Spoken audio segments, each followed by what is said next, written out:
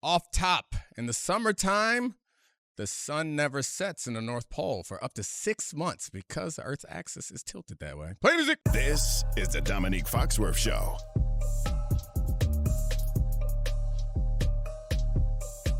Welcome to the Domonique Foxworth Show. We're joined for, does this qualify as a very special episode? Definitely. Okay, good. Every episode's very special. I love them all equally. Mailbag.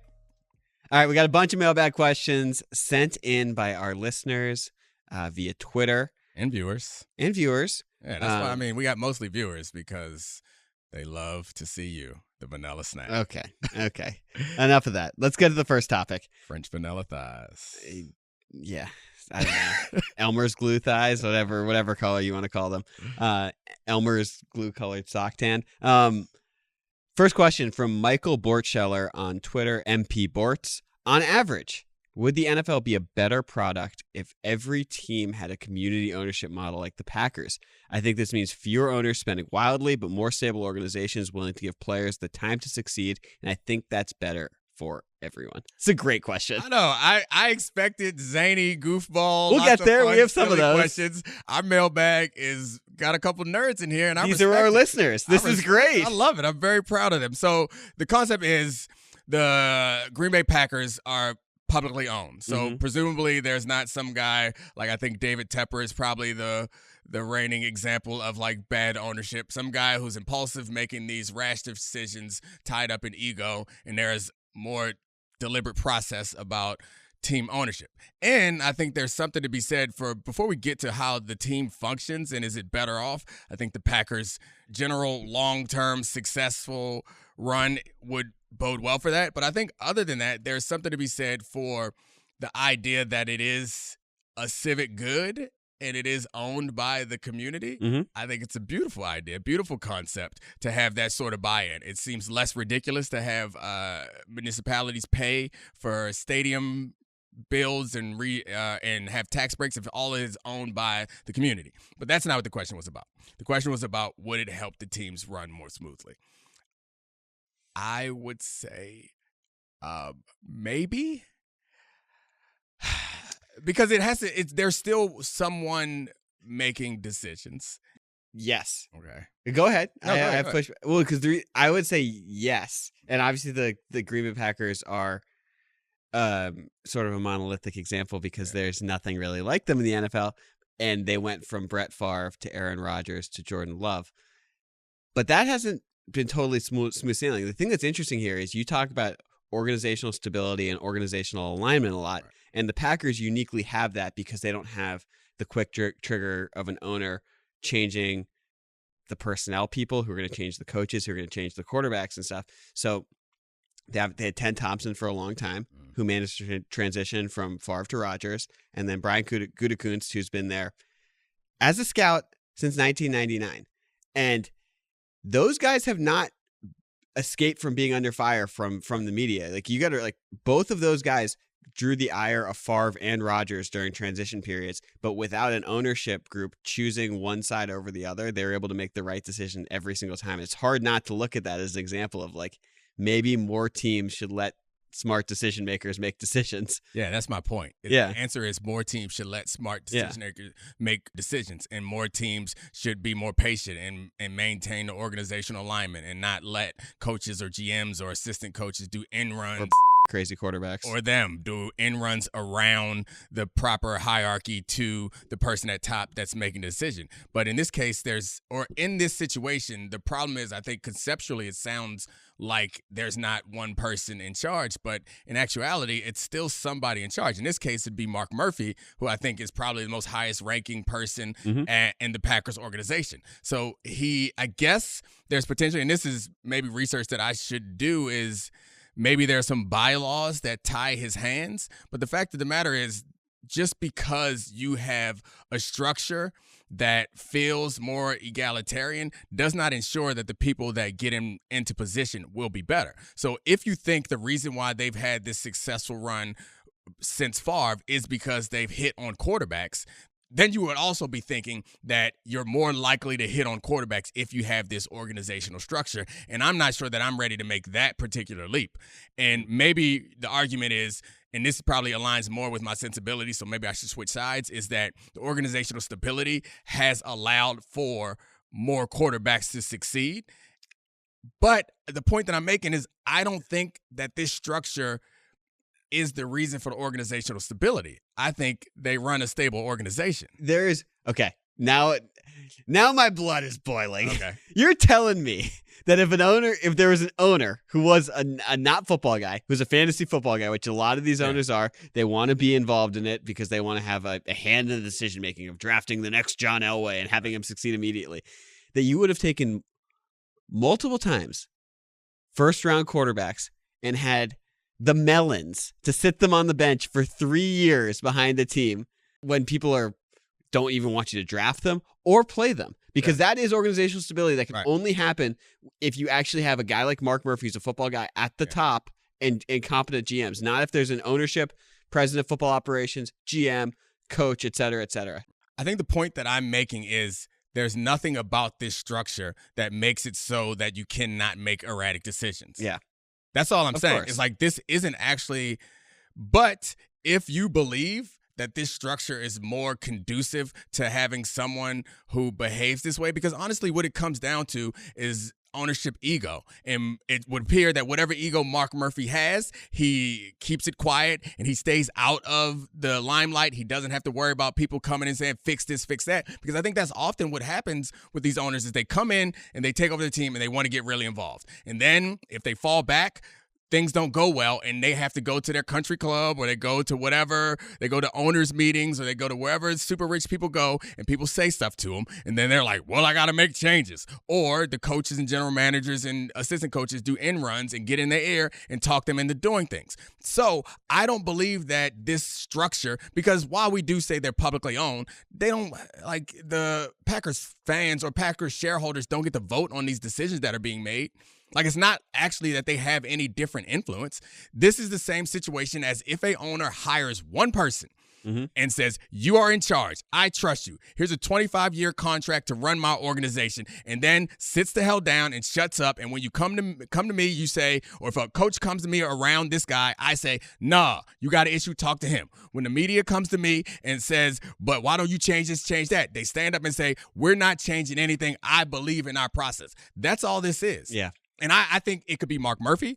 It could be Jerry Jones. It could be whoever is, or it could be Robert Kraft. The problem is maybe it's the type of person that gets in that situation. But I don't think that there's something about this structure that is so different from the rest of the NFL structure. And to be fair, if every team had this structure, there would still be teams that go 3-14 every single year. Yeah, it would eliminate the competitive advantage if there was a competitive advantage, but I'm not sure that there is. So I think I'm more of a believer that there are guys who make picks to keep their job and try and build rosters to keep their job more so than build a team that's going to be successful over a decade.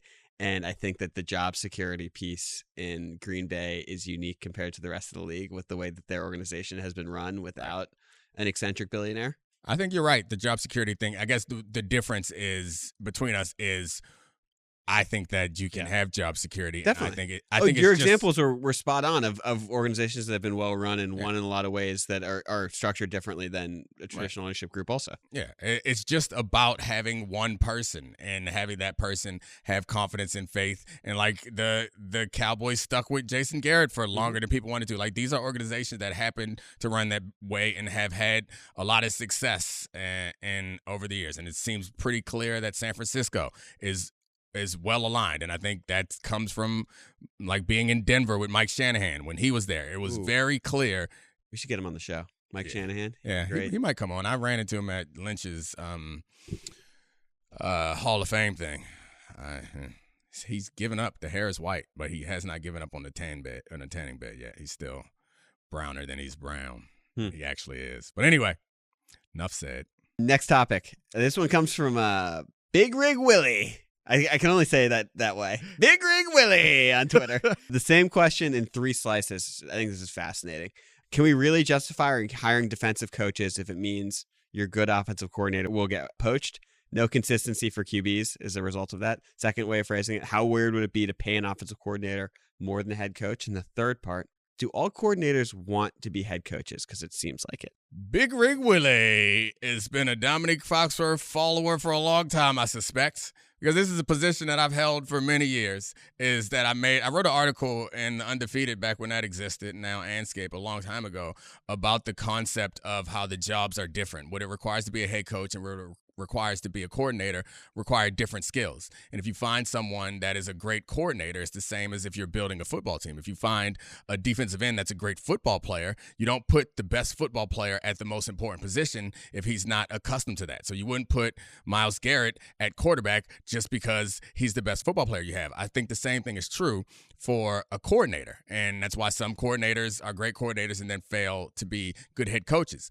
But there is no discrepancy when a quarterback gets paid more than a defensive end, even if the defensive end is a better football player. So, and I think there's no discrepancy. I think I wrote this article, and I think I used Myles Garrett as an example, if I remember clearly, but it was before the Browns had decided on their quarterback situation. And my point then was there is no beef about who's getting paid the most now because Myles Garrett was getting paid more than their quarterback was. And so I don't think it would be a problem. They should maybe play him at quarterback. Yeah, I knew you were itching to make some sort of reference to how poor the quarterback decisions panned out to them. But I don't think it would necessarily be a problem if you pay someone more, you pay a coordinator more than a head coach. And to the original question, I think too much is made of the idea of losing a coordinator for your quarterback. Even after you saw the Eagles this past year. Yeah, I think that's obviously it matters in certain situations. But what happened with the Eagles, and maybe Shane Steichen would have evolved the offense some. He probably would have. But what happened with them was they just did the same stuff, and they didn't have any answers when people had answers for them. That's the difference in having a bad coordinator and a good coordinator. And I think this speaks to organizational stability. Again, this goes back to we have evidence that proves the opposite, I feel like, out there in the NFL, where you have defensive-minded head coaches who run stable organizations and they cycle through coordinators and continue to find success. So I think John Harbaugh is probably the best coach one of the best coaches in football. He was a special teams coach. He would come in our DB meetings and not know what he was talking about. Like that is not the job of the head coach. He understood the job of the head coach and he did it. Same thing for Belichick. He's not an offensive guy and it works. Like this is Mike Tomlin. Like the examples are out there. Yeah. And I do think the rotation of it's too much is made of having a quarterback who can adjust to a new coordinator, because the fact of the matter is your quarterback's good. Yeah. You bring in a coordinator that's smart, or you elevate someone in the pipeline that's smart, and they can take it over. It was like 5 questions in there. Did we answer? Yeah, no, you got them all. It's interesting. It's I feel like it's so in vogue since the emergence of the Andy Reid Chiefs with Mahomes and McVay and Kyle Shanahan. Were, I guess, probably the 3 best teams of the last 5 years are just so offensive minded with their head coaches, where they're seemingly running the offense that I totally get where it's coming from. Like, obviously, if you can find one of those guys, you get him, you pay him, you keep him for however long they want to coach there. Next question from Kevin Clark, our friend. Oh, what's up, friend of the show? This is for you. What's the easiest job in football to fake through? Like, let's say I got offered every job on a football team. Which one would allow me to skate by the longest without anyone noticing? Position coach giving generalities, college scouting, giving really terrible reports. Yeah. Anything there? Yeah, I mean, I think the college scouting is probably, you could fake your way through that, but it's not a high pressure job. The tough thing about position coaches, I think you could fake your way through it, but the problem is we do individual installs. So like you have to lead meetings full of players and install things. So if you don't actually know what you're doing there, you get tripped up. You have to make adjustments in game. I think it requires, so of the high profile things, I think you could be like an assistant special teams coach. Yeah. Or something like that, because then your responsibility is really just making sure everybody who is on the upcoming special team is ready to go. And something like that you might be able to get away with. Either that or head coach.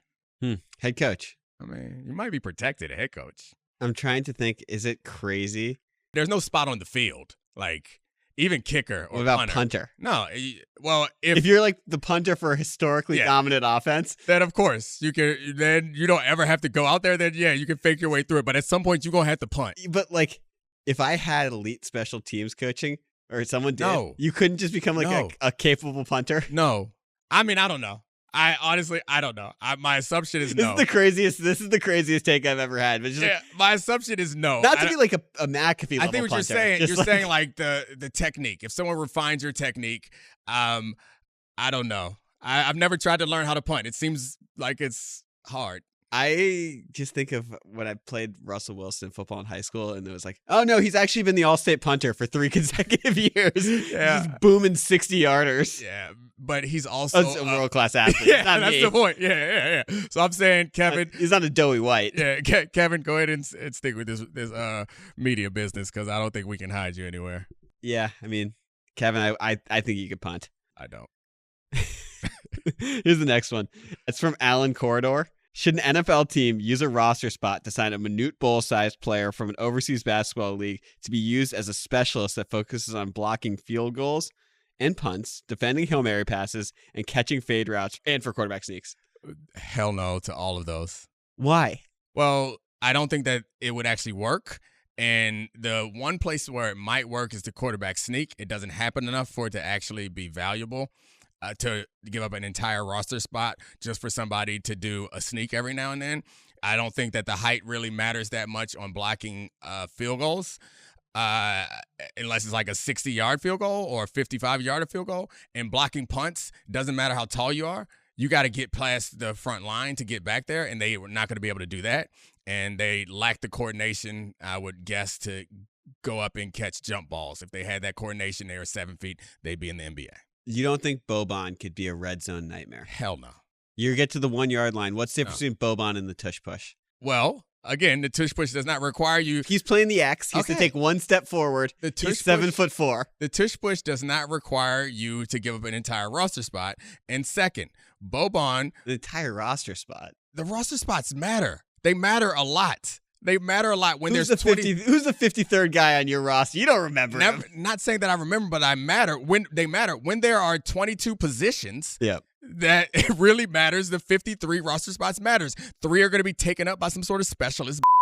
You're going to give up. Exactly. Yeah, specialist. Right. Kickers and punters, stuff who actually have it. And snappers. There's 3 right there. Gone. Now we're at 50 roster spots between 22 on both sides, 44 spots, and some backups. You don't have roster spots to waste on a guy trying to catch a touchdown pass because he's 7'2" and hit Boban once in the ribs. He's not going to reach his arms up. It's just a bad idea. Why don't you teach him how to punt also?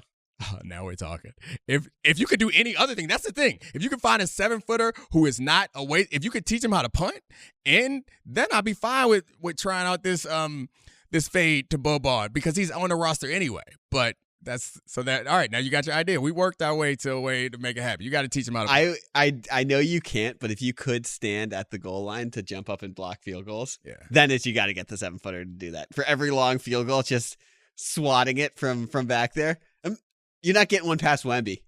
All right. I mean, if he could do something else, that is it. If he could effectively play another position so we're not losing a roster spot, then I'm all for it. We need to go try to train 7-footers how to punt because then we got our secret weapon. So you really think that NFL, like if there was like an actual, like a remotely athletic 7-foot guy from a Euro league, that if you got to the 2 yard line, it was 4th and 2 or it was 4th and 2 on any spot, like that wouldn't be a person that if you just immediately ran a speed out, they wouldn't be able to just box out and that wouldn't be 2 yards every single play? I think it'd be really hard to cover. I think it's such a specific situation, though, that it's not worth bringing a guy out there. And I do think, while I am the football player who said that more basketball players can play in NFL, there are some, not just any basketball player. Yeah, of course. Yeah, and you're making it seem like these are a bunch of just any basketball. And this is a very specific new role that doesn't exist. Yeah. I think it could be hard to cover that guy, but it also... He'd be a PI god. He'd draw so many PIs. It could be pretty hard to cover that guy, but I don't think that is worth an entire roster spot. Next one from Sporty J8 on Twitter. What off-top topic you shared with your audience after you checked its validity still amazes you? I don't know. What do you think? Barnacle penises are 8 times their body size. Yeah, I don't think I could beat that one. It doesn't get much better than that. I think like a lot of the animal ones, was it... Yeah, I don't want to go genitalia related because I feel like we did Already did. Yeah, another animal that one of the animals had multiple vaginas, I believe, right? Was it not wombats? Wombats have cubed poop. Yeah. Right? It's always the animal ones that are like mind-blowing to me. I don't know. I feel like I should remember them because I say them like I know them, but I can't really remember. They just pop up at certain times. 8 times is ridiculous. Honestly, it's a hassle at that point. I mean, just like a 7-footer. But Yeah. if it's the right situation, it's the right situation. This was for both of us from other Jeff Hicks on Twitter. What's an underrated sports city? Baltimore. Baltimore's an amazing sports city. Yeah. That's such a good one. I feel like you don't hear it. And when people are talking about great sports cities, Baltimore doesn't come up, right? I told you the story that before my first day working on Highly Questionable, when I was starting as an intern, it was Super Bowl Monday when the Ravens were playing the 49ers in the Super Bowl, and the Ravens went up huge at halftime. So I just drove from DC to Baltimore for the second half of the game because I was like, they're gonna win. And then I got to Fed Hill, got to a bar right as they were like choking the game away. And it was like the 49ers are at the 5-yard. I was like, did I drive my an hour up here to just have this bar empty out? It was awesome. All you had Jimmy to do, Smith broke up that pass in the corner of the end zone against Crabtree, and you was drunk and happy. And all you had to do was walk around and just go, Flacco! And everyone loved you.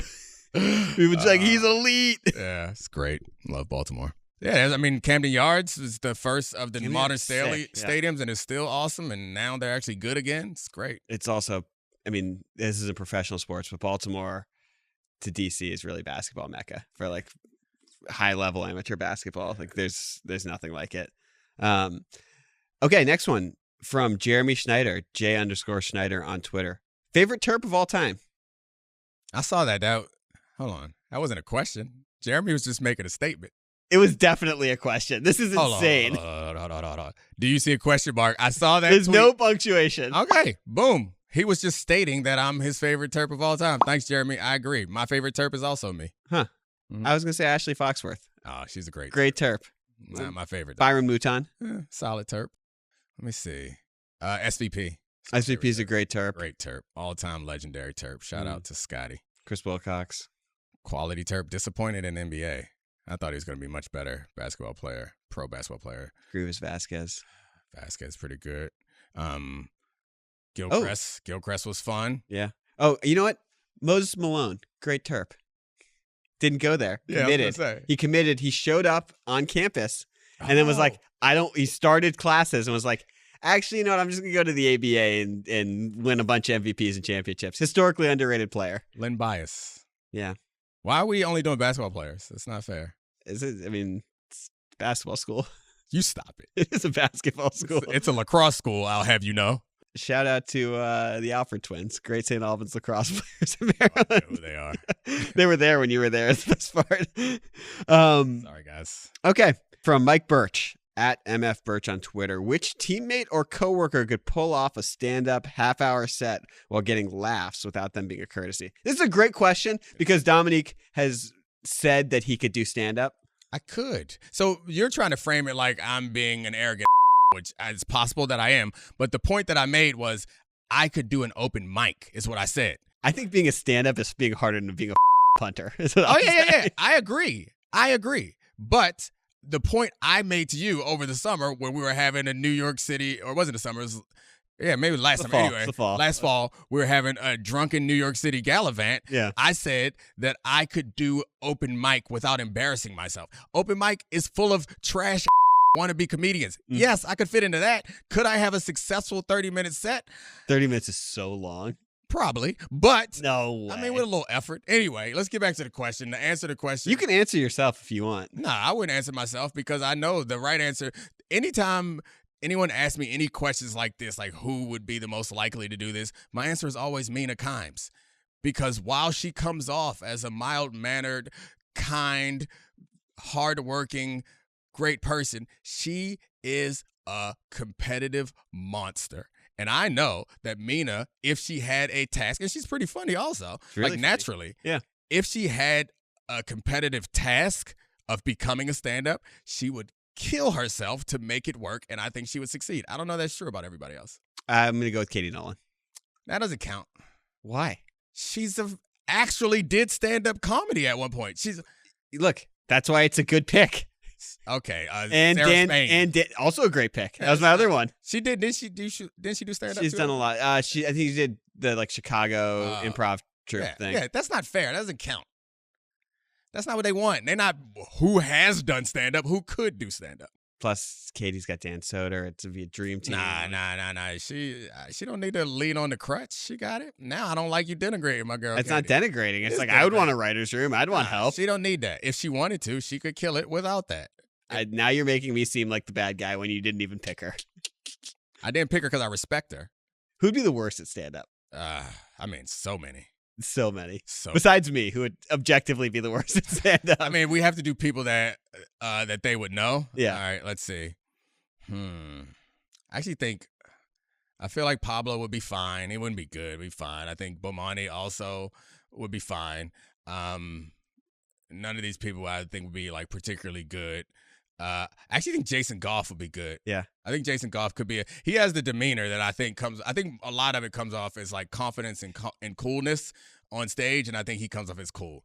I think Amin be terrible. I was going to say bleep. I was going to ask them to bleep it. It's the hands down answer. Why bleep it? Why worst. bleep it? No need to bleep it. Like, I like Amin. I mean no disrespect. I'm sure this is going to get back to, but it's no disrespect to Amin. I like him. However, every time he's had a chance to do something major in the public eye that is slightly outside of his realm of expertise, he shot an awful jump shot. He fell off of the American Ninja Warrior. Like, anytime he's like, hey, do something a little bit different, it is a travesty. Counterpoint, that's incredible prop comedy. Oh, never mind. Answer changed. Answer changed. He has been hilarious. His jump shot for 30 minutes is a stand-up set. I take it back. He has been the most hilarious person ever when it comes to our people outside of this world. I take it back. Amin, best stand-up comedian of the crew, because he wouldn't be able to stand up. He'd just fall down, and we would all laugh because we remember American Ninja Warrior. You like that? Yeah. I mean, that's so funny that we looked at that from completely different angles. Ended up at the same thing. Meanie. This one's from competitive maniac Mina Kimes. Mina tweeted, I guess this is for me to answer. She's nuts, and I love her. Does Charlie prefer being called Vanilla Snack or Justin Timberfake? Personally, I feel like the second nickname deserves more attention. Okay. Do you want to read Nick Tooth's, who then former Get Up producer? Tuts, but whatever. My bad, Nick. Sent a list of other names. Do you want to read them, Domonique? I would love to. First of all, Mina only sent that because she felt like she came up with Timberfake when she was here. Yeah. And we didn't give it enough love. So she just found an opportunity to crowbar that back in because she's a competitive maniac and she's upset that her nickname didn't win. All right, here we go. Nick gave us some. Oh, no. Rizmac Biombo. I don't like that. Angel Food Cakes. I like that. Lion Reynolds is pretty good. Channing Powder. This is a good play on I don't know who some of these people are, though. You don't know who Jacob Elordi? Jacob Elordi. Yeah, I've heard of him. My favorite is actually Amon-Ra St. White. Mayo Desunmu is pretty great. I didn't like the Mayo one because it's like a Chicago Bulls guard that no one really knows. So it goes. Jimbo Lint tweeted, "Sugar Cookie works." All right, you used to be known. It used to be known as Alabaster. Yeah. I need to know which one of these you like the best, or is it just stick with Vanilla Snack? I think it would be Sugar Cookie. I think that's the winner. I think it's the funniest one. Hey, Sugar. Right. Yeah, I love it. All right, we're doing it. It's going to be real uncomfortable for you in public when I'm yelling across a crowded intersection. Hey, Sugar! That's an upgrade over Snack. Cookie! Hey, Cookie! These both are much more normal nicknames. Fahizi on Twitter also said that I look like Lad McConkey, which is funny because I think Lad McConkey looks like Michael Porter Jr. You don't look like Michael Porter. No, I responded by saying Lad McChonky, but whatever. Yeah, nice job. Thanks.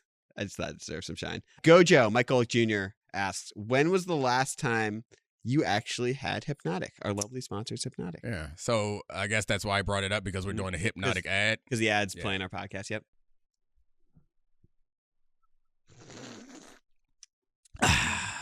1 second ago. You're a great prop comic. That's a good bit. I don't care what you say. Somebody laughed. Yeah. One person laughed. I'm sure. All right, we're doing this. Both of you and I are gonna do open mics. I think you're going to know. We're doing it. All right, you ready? This summer, we'll record our open mic sets. I don't know how I got roped into this. I've been very clear. You're that my I co-host. respect comedians. I respect them too. That's why we're gonna go do it and demonstrate to everybody how difficult a job it is. Okay.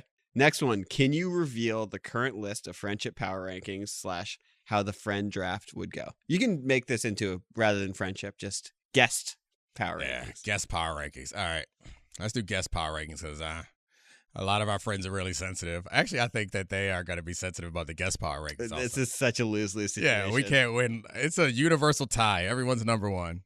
Everyone's number one. Everyone gets a trophy. Yeah, we got to give everybody trophies, right? I don't know, like, who can handle being, like, I can say that Pablo's at the bottom. He can handle being insulted. He's delighted by that. He would be if I'm not last, I'm first, which is a Yeah. problem. Or if I'm last, I'm first. Yeah. Whatever the opposite of Ricky. I think says. Pablo would be most offended by being in the middle. Yeah. Because it gives him nothing to grasp onto. If he's number one, he's like, I'm the best. If he's last, he's like, they hate me the most. He would grasp onto that one. So Pablo will put him last. Legler's been great, but he hasn't been around as long. I mean, we got a couple Hall of Famers. I feel like Waz and Jason Goff got to be near the top of the list. Who else you want to put in there at the top? I mean, Mina, Barnwell, Kevin Clark, our football crew has been amazing. I love Mina, but she don't do our show that much. She did every Thursday during football season. Is she? Yeah. Okay, she's number one. They're all great. Yeah, this is good. Our good friend. You can just bleep all this. Our good friend Bomani. Oh yeah. The biggest thing is we'll get back to this question eventually, but I think when we eventually do it, we need it to be like a basketball team. We need positions. Like yeah, we this talked is just about crew. this. It's like a crew draft that we were doing. Yeah, we need like positions. We need a football guy, basketball guy, bald white, chemistry guy. Yeah. Like we got to get through all this. Wild card. Wild card. Yeah. Gotta have a wild card. God, I'm just Ashley Foxworth, by the way, number one friend guest of the show. Number one. She's not a guest of the show. Favorite Terp, my favorite guest of the show. Good job. She's not a guest. We share a name. Her name's on the show. Yeah, sort of. Domonique Foxworth Show. But, yeah. It's her name, kind of.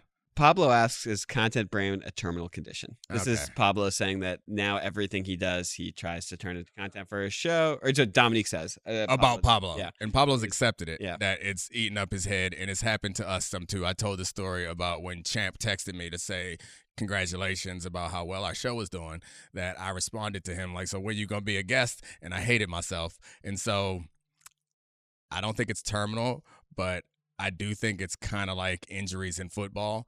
If you play this game, you're going to catch it. And we are playing this game, and I hate what it's turning me into. But it's providing, or it's producing good shows. It's just making me a bad person. You're calling it CBE? Yes, it is.